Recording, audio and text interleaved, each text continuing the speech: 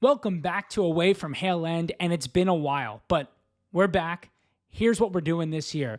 Every single week, we are going to talk under 21s, under 18s, how their performances were, how the under 19s did in the UEFA Youth League, if they had a performance, who needs a loan, who and how the players on loan and how they're doing, breaking down their performances, all of that and more. All academy coverage right here on Away from Hale End. I'm Will Balsam. If you don't follow me on Twitter, you should be for constant updates on everything academy. But let's get right into it. Flo Balogun, a cheeky back heel. With ease, Miguel Aziz's first goal for Portsmouth. Into the path of Smith-Rowe, into the box. Smith-Rowe scores! A really deserved first goal in Huddersfield Town colours. As you can see, what you're looking at on your screen right now, and if you're listening on audio, make sure to come check it out on YouTube so you can have the visuals. You're looking at what the under-21 team should look like this year for the most part, right? That doesn't necessarily mean it's going to be like this every single week. It wasn't like this in match week 1. But right now, this is what the team looks like. From the back, Tommy Setford. He is going to be the main goalkeeper for the under-21s, in my opinion. I think you'll see some Alexi Rojas. You'll definitely see a lot of Lucas Nygaard. Setford will probably be the third goalkeeper for the first team a lot of the times. Potentially could be the backup if there are injuries. So that may change a little bit, but he is mostly going to be the number one goalkeeper.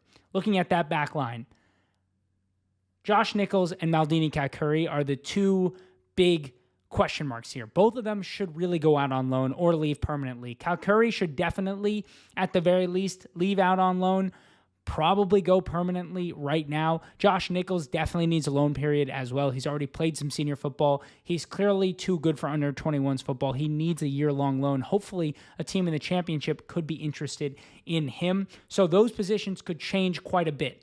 I'd expect and want to see Will Sweet and Braden Clark, the two players I have underneath there, as you can see, underneath Kacurri and Nichols. I'd like to see them play a lot of minutes. It's very important that they do.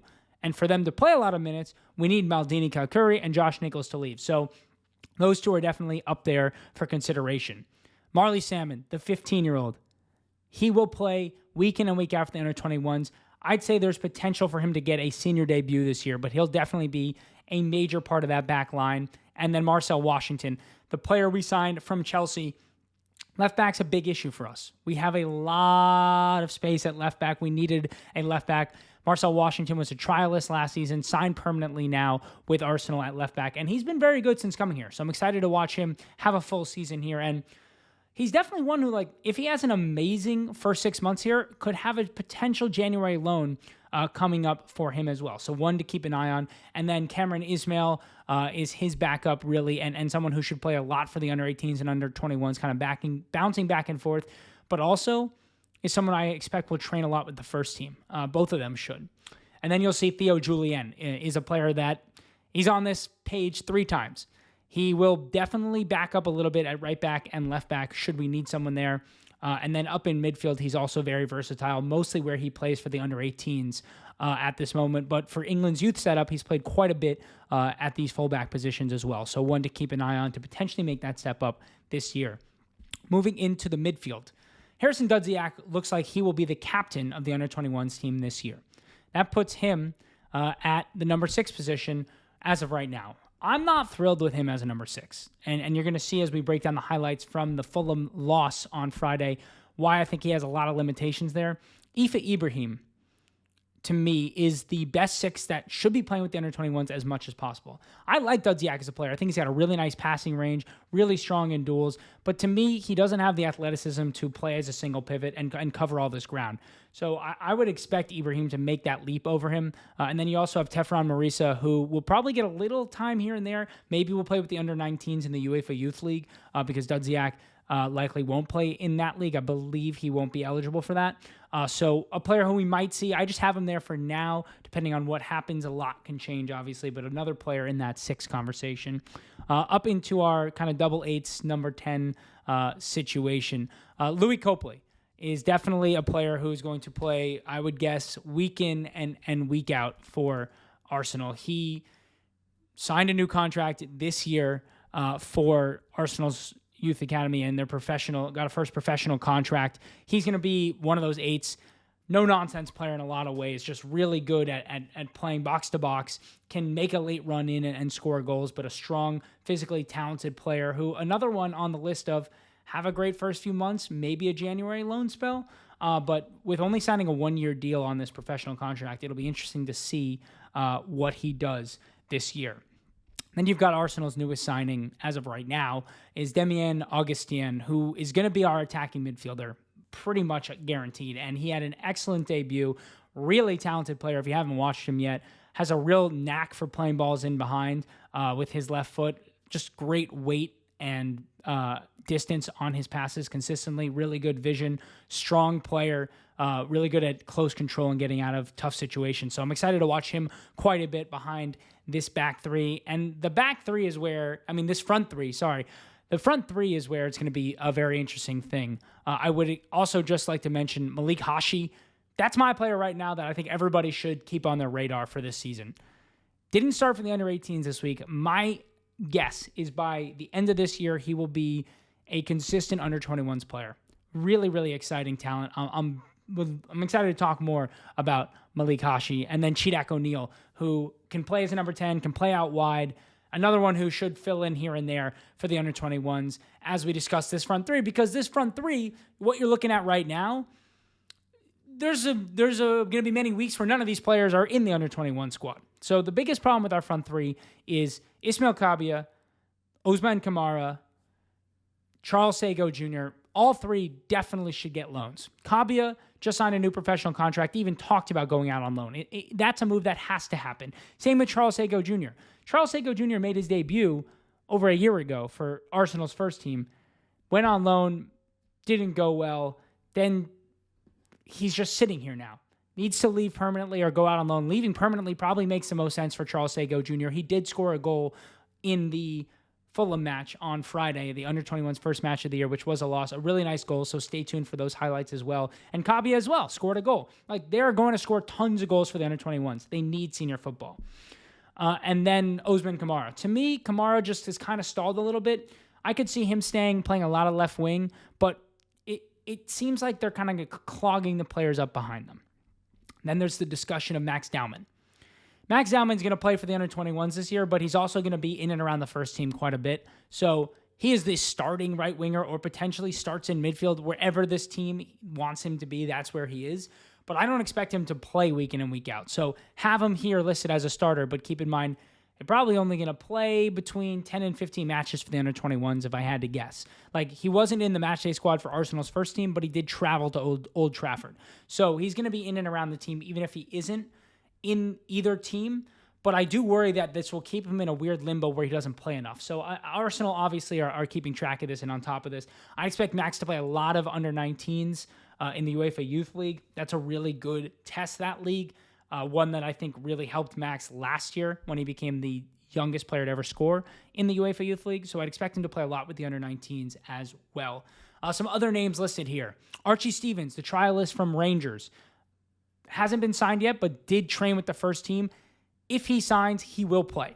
He's been very, very solid in preseason, and obviously they think that having him train with the first team. So I'd expect Archie Stevens to sign and probably be a starting player in this side, depending on loans and whatnot. Kabia could go to the right side, Stevens on the left. If Kabia and Sagoe leave, there's no doubt Archie Stevens is starting every week. Then you've got Seb Ferdinand, who... another one that's he's here, he plays, probably not a player who's going to ever get near the first team, so we'll see how much longer he's around. I could see him being one that leaves in January permanently or out on loan, depending on how this first few months of the year goes. Then our number 9 position. Andre Anus will start at number 9. He's going to be the main striker for this under-21s team. The Will Wright deal obviously fell apart. Arsenal still trying to make some moves here in the youth scouting department, Archie Stevens being one of those. But Andre Anus will be the starting number 9 week in and week out. Should he be with the first team or not available, Daniel Oyatunde can play there. Seb Ferdinand can sort of play there. Charles Sagoe Jr. can sort of play there. And then Louis Sasevich-John. Louis Sasevich-John is one who should get some under-21s opportunities this year. He can play anywhere across the front line. Definitely going to be a starter week in and week out with the under-18s. Kind of strange he wasn't involved with either the under-21s or under-18s in this first week. Youth's a little different. Sometimes players are not there, not necessarily due to injury. There's other things. Obviously, they're literally kids still. So we'll keep an eye on that. But Louis Esevich-Jean is one who I'd expect and needs to make this leap this year, and we need to make the space for him. So of Kabia, Kamara, Sagoe Jr., 2 of the 3 of those have to go out on loan. Absolutely have to. All 3 really should. And in the rest of this team, we're talking about Nichols and Maldini Kacurri also definitely could use a loan move. And Tommy Setford probably should go out on loan as well. We have a litter of talented goalkeepers who are just kind of being stuck behind, and we keep making more movements to sign more goalkeepers because we're seeing it as a market opportunity. But they're not going to develop if players like Tommy Setford, who should be playing senior football, are playing under-21s every week. So I'd expect Setford to go out on loan, and then you've got Nygaard and Rojas kind of alternating with the under-21s. Jack Porter potentially going to come in there at the under-21s, potentially play some under-19s ball. So should be interesting to see what happens there. But this is the bulk of the squad. Obviously, things can happen, right?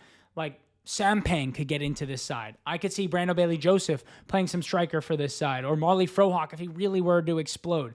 Kyron Thompson, the really talented 16-year-old, could get into this side. So there's a lot to watch here, especially on the attacking side, depending on what happens with some outgoings. But this is what it will look like for the most part. Let's get into the under-21s highlights from the weekend. Here was your starting 11. As I mentioned, you had Setford, Marcel Washington, Kacurri, Marley Salmon, Josh Nichols, kind of the back 5 that I already detailed here. Like, this is kind of your starting back 5 right now. Then you had Dudziak playing as a lone 6, Copley and Augustien in front of him, and then Sagoe Jr., Andre Herman Anus, and Ismeal Kabia in front of them. So that is what the lineup looked like. And it was a tough match for the under-21s. In the beginning of the match, they just could not break down Fulham's press. They were not up to the speed of the match. And Harrison Dudziak gets pulled off the ball really early. Maldini Kacurri. I like Maldini Kacurri because of his physicality, but he seemingly is having a tough time orienting his body. Like, if you watch the goals that occur because of Kacurri, almost 9 times out of 10, it's positions where he can't seemingly keep his really strong top half in a good position. See how over himself he gets here? Right? Let me see if I can pull it. Right here. See how far over his feet and knees, the top of his body and his head gets? He is too physically big to turn himself back around. So it's an easy one touch onto his other side and a goal scored. Kacurri has to get a lot better at standing upright. Like, look at the way Marley Salmon and Josh Nichols defend. Watch them. See how the way that they're running back, they're in a much more athletic position, able to switch the way that they're running much quicker. Kacurri always seems to have this problem where when he's chasing the ball like that, he gets so over the top of himself and gets turned around. I will also say on this goal, I was not impressed with Tommy Setford.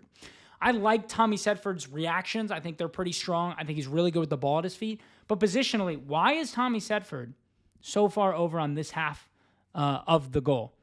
You know, it happens. This is an academy. This is their learning environment. But just for me and Tommy Setford in this situation, I'd like to see him not pulled so far across, especially since when this ball's coming in, you got to assume that he needs to be moving this way across the goal, right?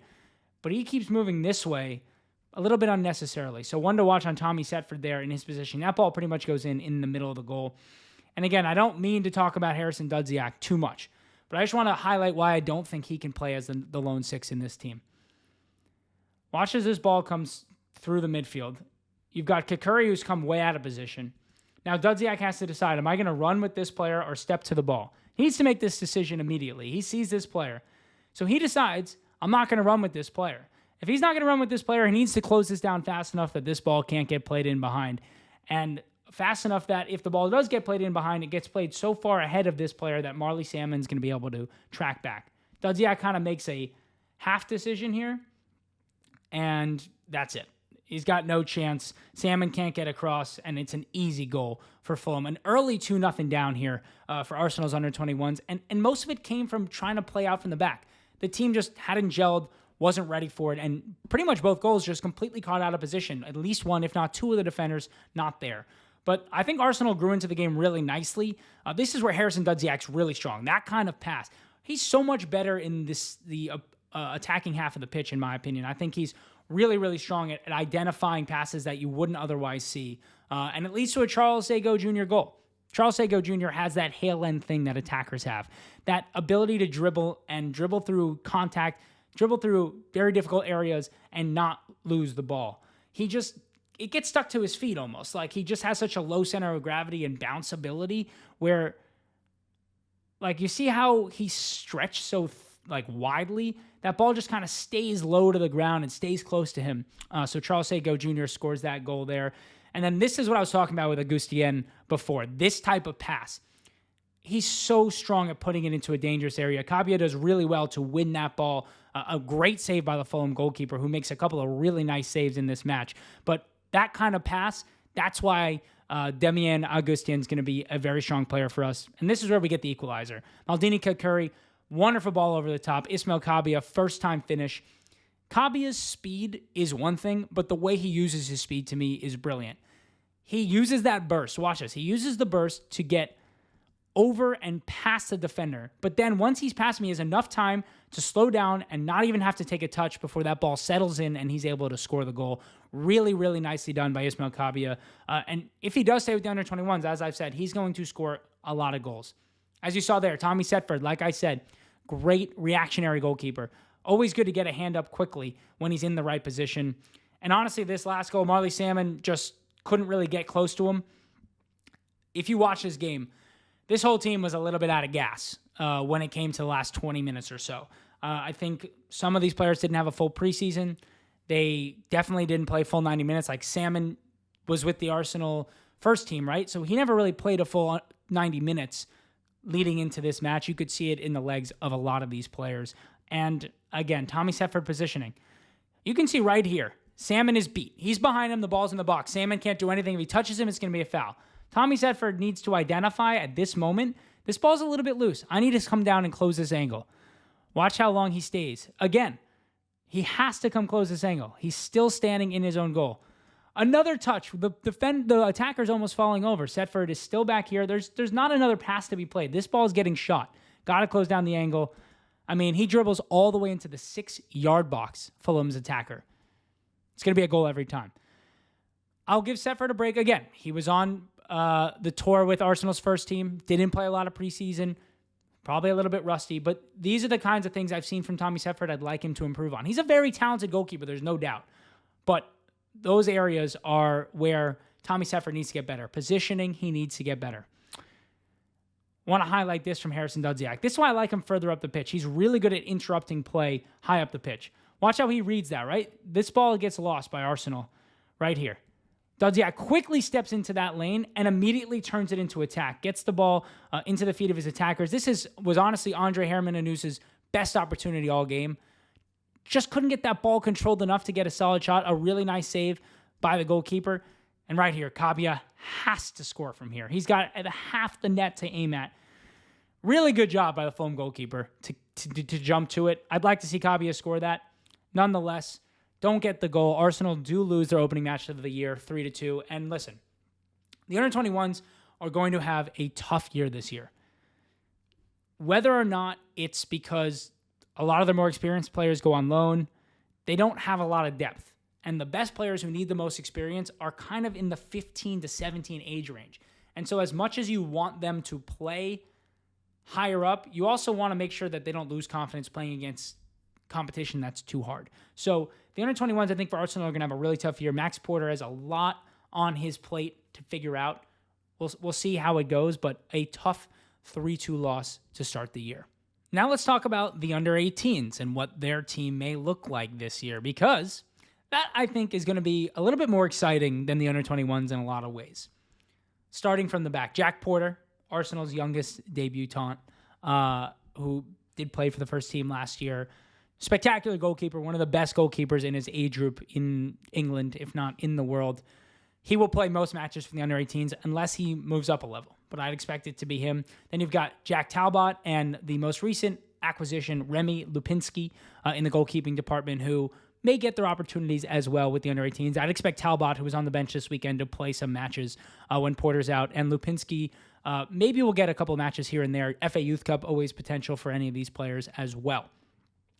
Moving into the back line, Colin Hale, the newest defensive signing for Arsenal, played at right back this weekend. It looks like that's where we're going to see most of him. He can also play center back quite well. He's already made senior appearances in Scotland, playing in a back three, usually as that right center back. So at times, I think we're going to shift this in possession to a back three with Agunaik getting further up the pitch. So Hamill will be in a very comfortable position, but a player who's happy to dribble out of danger, happy to play in possession, really nice passing range, and should be good experience for him at right back.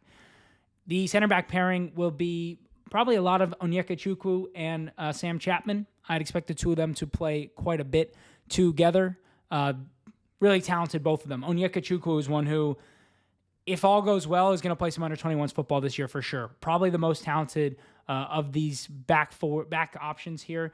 I have Braden Clark listed here, but I don't think he'll play any under-18s at all. It's more likely you see Owusu Gyasi, who I have listed as a backup right back, come in at center back than Braden Clark plays any under-18s. But if there isn't enough games to be had in the under-21s, I could see him getting a couple. And then you got Patrick Stachow, who I don't know if a lot of people know about him, but he's a very highly touted center back who Poland and England have kind of been bouncing back and forth in their youth systems from the international level. So he's one who I expect to kind of jump onto the scene this year as well and get his opportunities, especially if Onyeka Chukwu gets to play a little bit more under-21 football. And then at left back, Josh Agunaik, as I mentioned before, will play mostly at that left back position. As well as Josh Tahu, who made his debut in the FA Youth Cup last year against Manchester United, which is very rare for the under-18s to make your debut in the FA Youth Cup, but he did quite well there as well. And then you've got Josiah King, who will definitely play some right back, especially if Colin Hamill plays more center back, but also featured at right wing this weekend. So I don't have him here in the starting 11 at right wing because I think that was more to do with injuries than anything. But interesting to see Josiah King play at right wing, and he did very well. And we're going to get into those highlights shortly, so stay tuned for that as well. Into the midfield. As of right now, Ife Ibrahim is the starting six. He started this weekend for the under-18s in their win against Norwich at the 6. I think he's going to move to the under-21s very quickly, but I'm leaving him there for now. Then you've got Tayshaun Marisa as well, who will definitely get some opportunities at the 6. He played in that FA Youth Cup match against Manchester United as well. Super leggy, talented, technically skilled number 6 who will definitely turn some heads if he gets an opportunity. He's got to get a little bit better in terms of his ability to play out of possession as a 6, but really good in the tackle, good anticipation when he's getting into passing lanes. An exciting player as well. In the midfield, Malik Hashi, who I have spoken about already quite a bit. Definitely the starting 10 moving forward for me. Showed it on the weekend when he came on, how super talented he is. Didn't start, but I'm a big fan. And then Theo Julien. I cannot tell you enough about how highly rated Theo Julien is at Arsenal. He got one of the biggest contracts of any player this past year, offered similarly to what Andre Anus was offered and what Louis Sesevich-Jean was offered.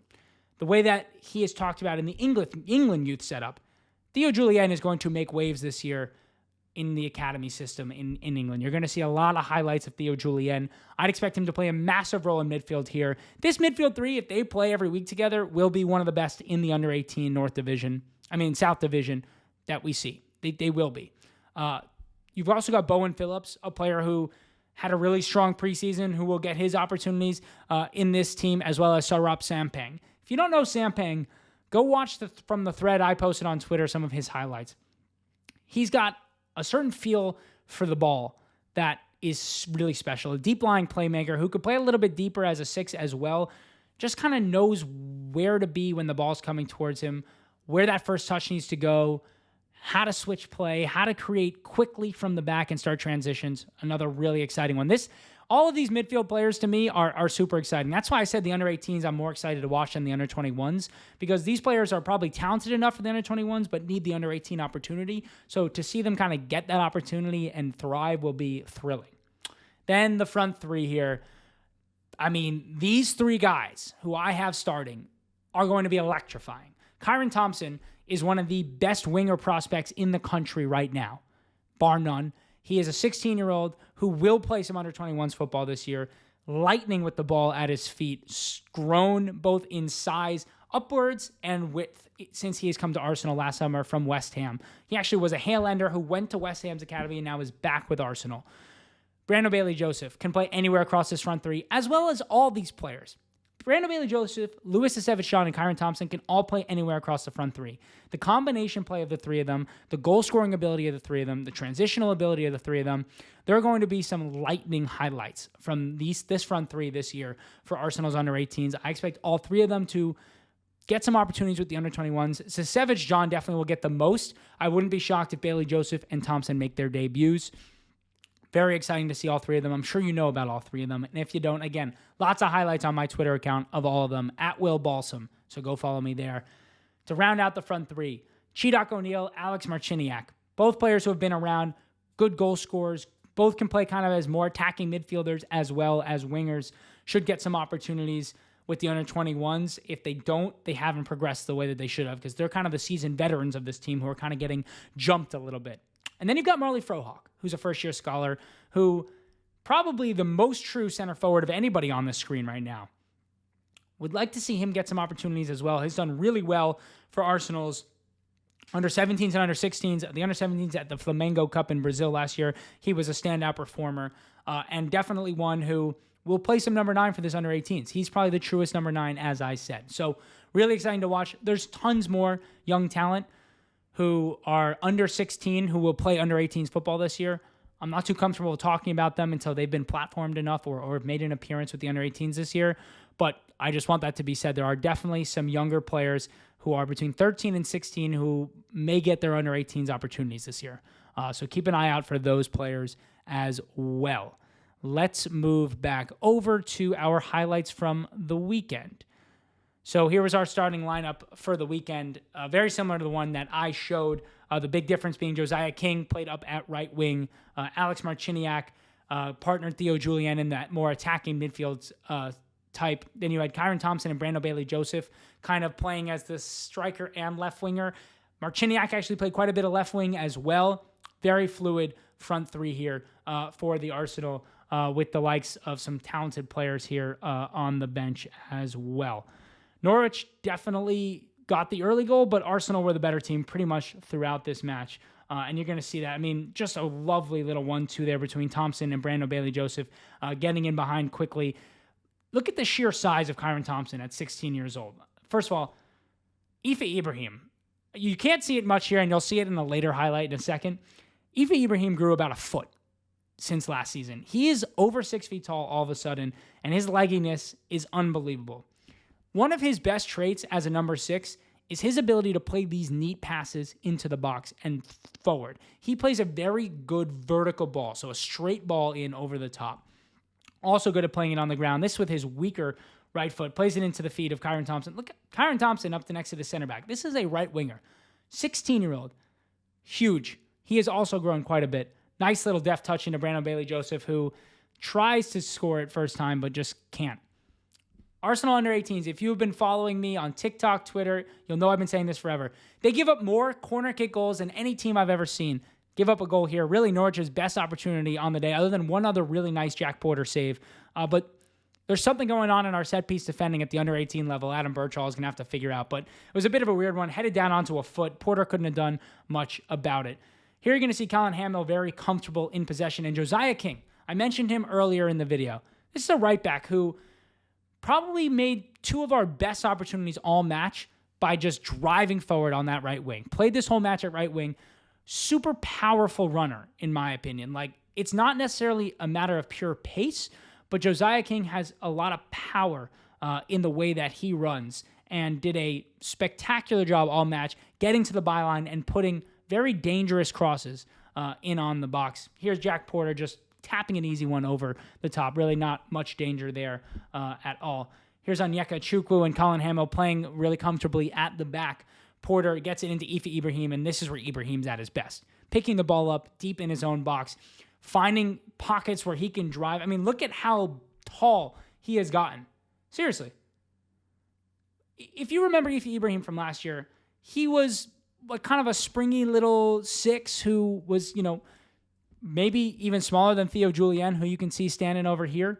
He is now one of the tallest players on the pitch. And again, a great vertical ball in over the top to Josiah King, who does the rest. Drives forward, gets the ball into the box, good change of pace, good, you see how he just paused that 1 second here? Watch how the defender stands up straight for 1 second right here. Sorry, right there. See how the defender stood up straight for 1 second? Josiah King sees that, drives to the byline, gets him to go to ground, and then again gets to the byline before getting a shot on target. It's very impressive because Josiah King has played very little, if any, attacking positions, really, truly a right back, but did spectacularly in this match to create a lot of opportunities for this front three. And then it was really the subs who came on late in the game who provided the impetus to score the goals. Here you have Theo Julien playing a ball in behind to Malik Hashi, who kind of recycles it, but again, the ball comes in from Theo Julien, and that's where the attack really comes from. A little neat play by Marciniak, Marisa back on target, and Chidak O'Neal with the left-footed finish. Chidak O'Neal, another one who has scored a lot of key goals late in games, both for Northern Ireland's youth teams and for Arsenal's. I'd expect him to play. I'm surprised he didn't start this match. Let's put it that way. I would have thought he would have started over Marciniak. Definitely a very talented player who should probably get some opportunities with the under-21s this year. And then the match-winning goal, another one that kind of starts from deep. Here's Malik Hashi, the number 10. I can't talk enough about Malik Hashi. I'm such a fan. Intercepts the ball, takes his time, finds his space, waits for Marciniak to make a run, plays him in behind, and that's not where it's going to end for Malik Hashi. He is chasing down the pitch. A really nice overlap here by Josh Aganag. A decent enough ball in that kind of gets headed towards goal, and then Malik Hashi laid on, scores the winner, showing why he is going to be a key factor for the under-18s this year. Very, very excited about Malik Hashi. This isn't even the impetus and the strength of his game. He is such a good passer and such a good creative playmaker. I'm just very excited to see him play for this team. That's everything from away from Hale End. Most episodes won't be this long necessarily. I was trying to give you a little preview for the under-21s and the under-18s and tell you how the first match week went.